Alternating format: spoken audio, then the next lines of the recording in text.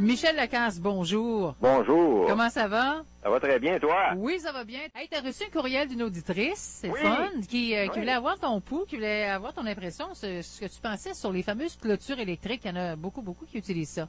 Ben oui, les clôtures électriques, celles qui vont délimiter le terrain, là, et qui, après quelques avertissements, donnent un choc électrique au chien lorsqu'il se rapproche de trop près des endroits auxquels on ne veut pas qu'il ait accès. On voit beaucoup, Anne, de ce type de clôture-là chez les gens qui ont de grands terrains. Oui.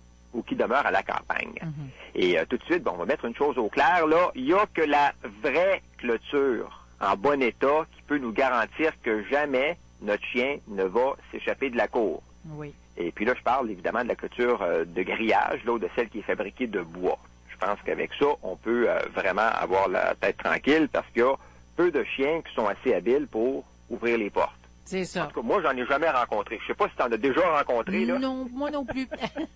J'ai jamais Juste dans les films. Ben, c'est ça. J'ai jamais rencontré de chien qui était capable d'ouvrir les portes de clôture. Pour ce qui est des clôtures électriques, ça va pas te surprendre, mais moi, je veux dire que je suis pas en faveur de ça. Et la raison première, c'est que le chien peut recevoir des décharges électriques au cou, ce qui est très douloureux et ça peut engendrer toutes sortes de problèmes. Et ça, ben, je vais en parler. D'accord. C'est bizarre à dire, mais on peut très facilement perdre notre chien avec une clôture comme celle-là. Ah oui? Oui, faut toujours se rappeler qu'il y a des chiens qui ont plus de prédation que d'autres et qui deviennent incontrôlables. Lorsqu'ils voient un écureuil, un oiseau, un lièvre, un chat, on en a parlé justement la semaine dernière. Donc, ces chiens-là peuvent carrément prendre le choc dans le but de poursuivre ce qu'ils voient comme étant une proie au lieu de rester sur le terrain. Oui. La motivation est carrément trop forte. C'est plus fort qu'eux autres.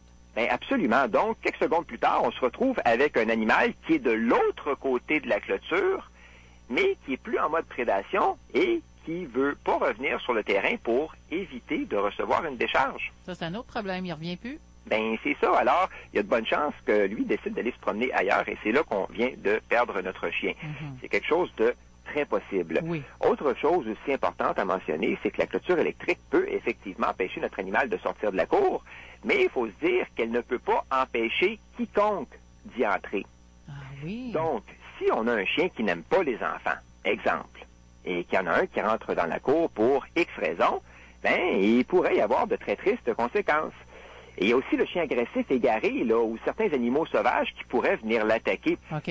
Pas plus tard que ce week-end, là, je lisais que certaines municipalités qui sont situées à l'ouest de Montréal ont des problèmes à l'heure actuelle avec les pécans. OK. Ils s'en prennent littéralement aux animaux domestiques. Wow. Alors ça, ce sont de petits mammifères carnivores. Oui. Donc, il y a cet aspect-là aussi qu'on doit considérer très sérieusement. La sécurité de notre chien envers les prédateurs et les chiens agressifs. La vraie clôture est beaucoup plus sécuritaire. Faut pas oublier aussi, Anne, qu'il y a des pitous qui finissent par faire des associations fausses et négatives envers certains stimuli qui viennent de l'extérieur. Ça, c'est du déjà vu, surtout chez ceux qui sont trop contents de voir les gens ou qui ont de la difficulté à se contrôler. Ces chiens-là, lorsqu'ils sont excités, vont souvent se rapprocher de la clôture, reculer au signal d'avertissement du fameux collier et parfois aussi recevoir des décharges. Ah oui, même. Il faut savoir, là, ouais, c'est que chez certains, les passants deviennent synonymes de quelque chose de négatif, d'un choc ou du bibit qui l'annonce. Et à moyen terme, tout ça peut se transformer en peur, en frustration ou carrément en agressivité. C'est pas toujours le cas, là, mais c'est quelque chose qui peut se produire et souvent dans la tête de ces chiens-là, ce n'est pas la clôture qui amène le signal, mais le passant. Donc, il y a mauvaise association et une fois que c'est fait, ben, on a un joli problème à régler. À part ça, ben, il y a des chiens qui peuvent ne plus vouloir quitter la maison avec leur maître. Ben, ou j'imagine à tout le que moins oui. être hésitants à le faire. Parce que, bon, justement, ils ont appris que de franchir une certaine zone apportait un choc. Ça fait mal. Ben oui, on voit ça chez les chiens qui en ont beaucoup reçu ou chez ceux qui n'ont pas vraiment compris que les décharges venaient lorsqu'ils avaient le collier au cou. Alors là, il y a un stress qui vient s'installer. Et il faut faire attention, hein, parce qu'on peut aussi oublier d'enlever le collier et carrément passer par-dessus la clôture avec le chien dans nos bras. À chaque fois, donc, l'animal va recevoir un choc et après 2 ou 3 fois, l'animal commence à ne plus vouloir se faire prendre par peur. Ouais. Alors, il faut faire bien attention à ça et s'assurer d'enlever le fameux collier si jamais on a à franchir la fameuse barrière. Et dernier petit point, mais qui est super important, les clôtures électriques, c'est de l'électronique. Donc, comme un ordinateur, comme une télé, comme un système de son, comme un téléphone intelligent, ça peut briser. Oui, c'est ça. Ça peut ne pas fonctionner, point. C'est ça. Puis trop souvent, on s'en aperçoit lorsque le chien a pris la poudre d'escampette. Il est parti. Et puis, il y a aussi les colliers qui peuvent devenir défectueux et envoyer trop de décharge au chien. Donc, si on récapitule tout ça, là, c'est pas vraiment conseillé. Ce n'est pas une vraie clôture. Je pourrais continuer pendant encore 5 minutes là sur les effets néfastes de la clôture électrique. Au niveau de la santé du chien, Michel, ça devrait pas être trop bon, là, à force de pogner quelques chocs. Disons que c'est pas quelque chose que moi je vais proposer aux clients.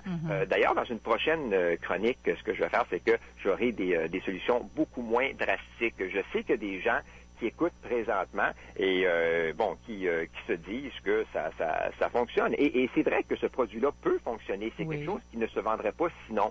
Sauf que chez ceux qui envisagent son installation, parce qu'ils ont un chien qui fugue, il faut vous dire qu'il peut y avoir aussi des effets sur le comportement de l'animal. Et ça, on s'en aperçoit seulement une fois qu'on a testé.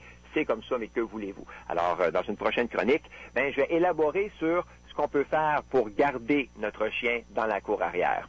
Ah, ça va être le fun. Hey, merci, Michel. Merci à toi. Passe une super fin de semaine. Ouais, toi aussi. Bye. Bye-bye. La chronique éducation canine avec Michel Lacan.